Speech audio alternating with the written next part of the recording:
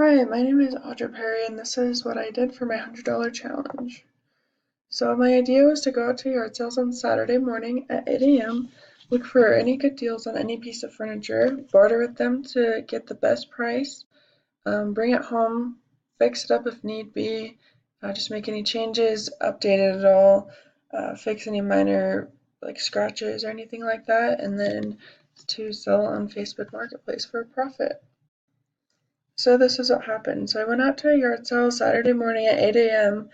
Out to Nampa, Idaho. The first yard sale I came across, I found a beautiful table and chair set. It was a little bit out of my price range, but I bartered to get the best deal to where I knew I could make money on it. I purchased it, loaded it up into the car, and then I brought it home to fix it up.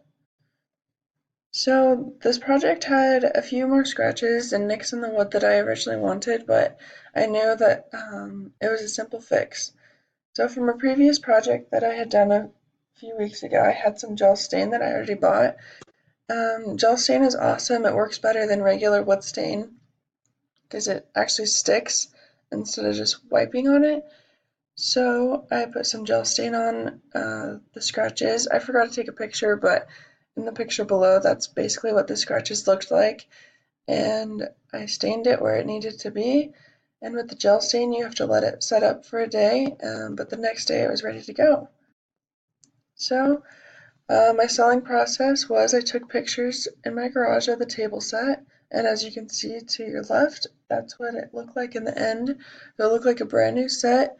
I posted it on Facebook Marketplace, which is a free site where you don't have to pay to post any ads or anything.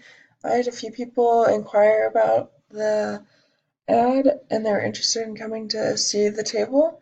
So I made the appointment with someone who seemed really interested and I pulled out the table and chair so that they could see it. When they showed up, I just talked to them, figured out if they liked it or not, and all in all, they purchased it with no problems. They didn't barter, they didn't ask anything, which was super nice.